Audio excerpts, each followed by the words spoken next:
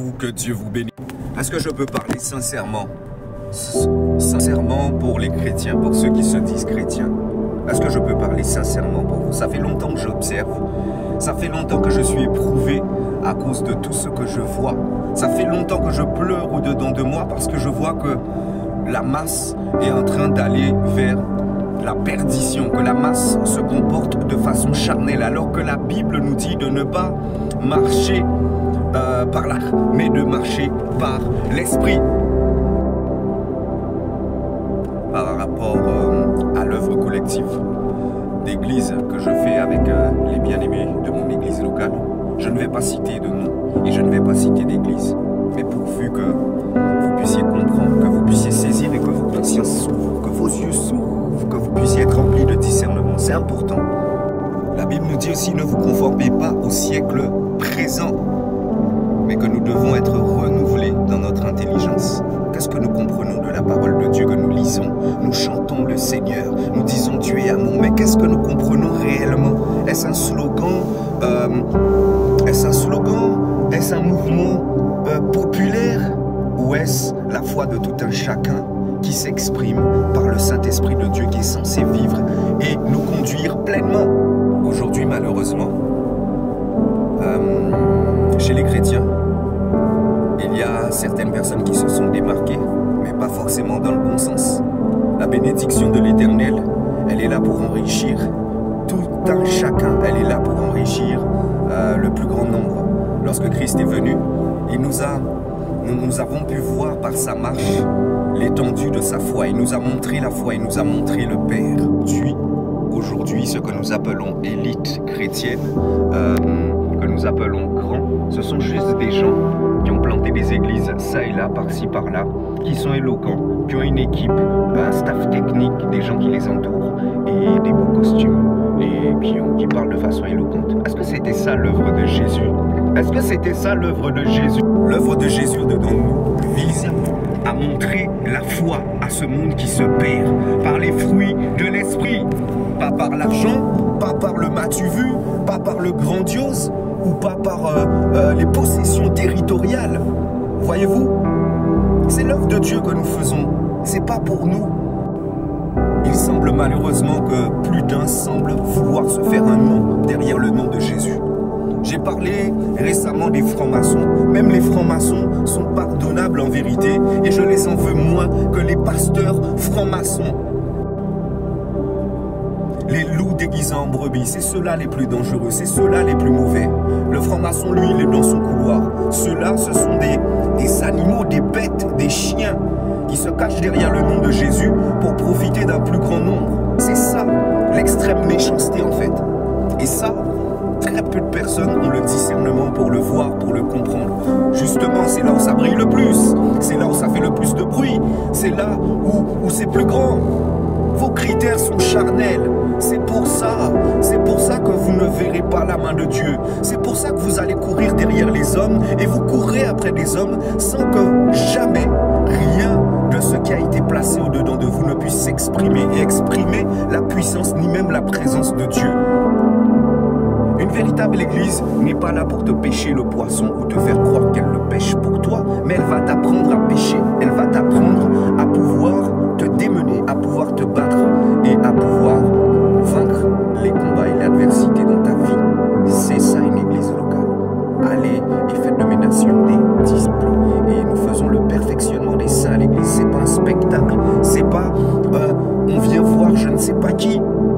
Oh là là. Toutes ces personnes-là arrivent à vous montrer des résultats. Mais en quoi vous voyez les fruits de l'esprit au-dedans d'eux? En quoi? Quand ça pète chez vous, quand c'est chaud pour vous, est-ce que c'est eux qui interviennent? Ils vont te dire que Dieu te bénisse, que Dieu te fortifie. Les gens se foutent de votre gueule. C'est pas ça. C'est pas cette œuvre-là que Christ nous a montrée. C'est pas cette œuvre-là que les disciples nous ont montrée. Ils ont servi le Seigneur au prix même de leur vie, au péril même de leur vie. C'est quoi ce qu'on voit là aujourd'hui? Je ne vois pas l'œuvre de Dieu. Je ne vois pas ces choses-là. Je ne vois pas les anciens disciples. Je ne vois pas la foi. Je ne vois pas le courage. Je ne vois pas l'amour pour les âmes, pour un plus grand nombre qui sont en train de périr. Et quelqu'un qui se lève parce qu'il a le fardeau des âmes. voyez-vous, moi je peux prendre les coups, je peux les encaisser, je peux les acquiescer, je peux prendre sur moi et je m'en remettrai à Dieu. Mais le meurtre de masse, par le fardeau que Christ a placé au-dedans de moi, pour les âmes, je ne peux pas accepter ça. Il est temps maintenant que nous puissions... Je sais qu'il y a des vrais serviteurs, mais arrêtez d'être des conférenciers. Il faut que ces gens-là soient dérangés. Il faut qu'on puisse prêcher ces vérités-là. Les gens sont en train de se faire manipuler. Regardez, ce qui attire le plus grand nombre, ce sont malheureusement les choses du monde, les choses similaires au monde, les choses des pasteurs francs-maçons. C'est ça qui attire les gens. Alors il est temps maintenant de parler, d'arrêter de faire comme si on était une grande famille en Christ, qu'on est le corps du Christ. Les infiltrés sont là, les loups sont rentrés dans la bergerie. Parlez-en fidèles, aguerrissez-les, fortifiez-les pour qu'ils aient le discernement. Pas des prestataires, nous ne sommes pas des conférenciers. C'est une œuvre de cœur parce que nous avons donné nos cœurs à Jésus. C'est le cœur même de Dieu qui s'exprime au-dedans de nous. Malheureusement, ce qui est mauvais, c'est ça qui attire le plus d'adeptes.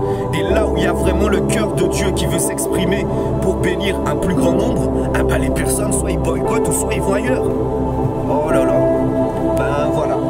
C'est pour ça que la Bible nous dit et nous répète souvent que étroite est la porte qui mène vers le ciel, vers le royaume de Dieu, et grande et large est la porte qui mène à la perdition.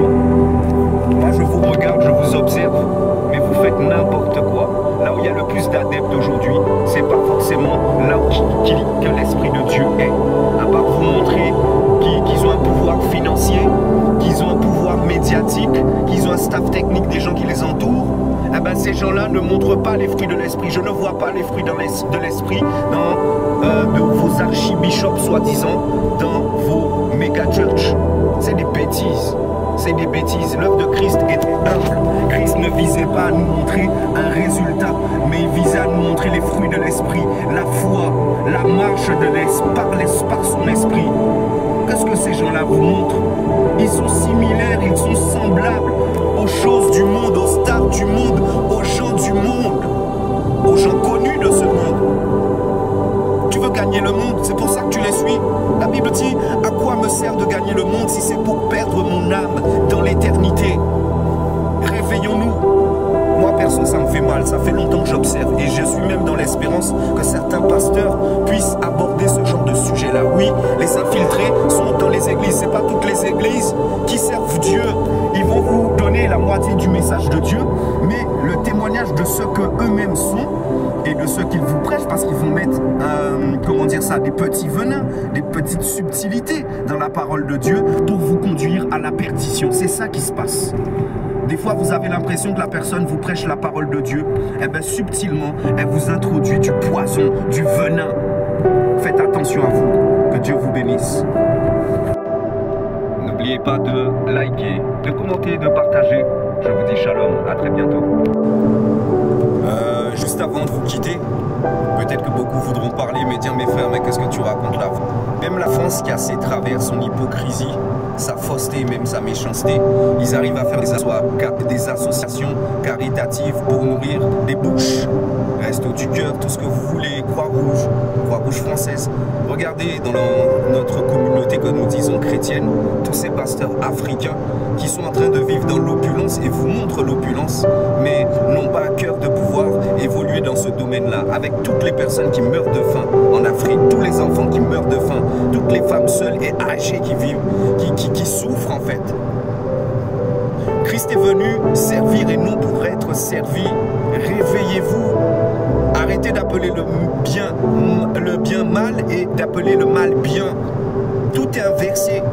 Et ça, c'est parce que vous voulez appartenir à cet effet d'appartenance à un groupe.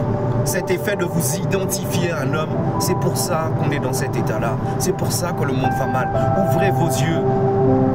Si vous aimez réellement le Seigneur, relevez vos têtes, marchez dignement.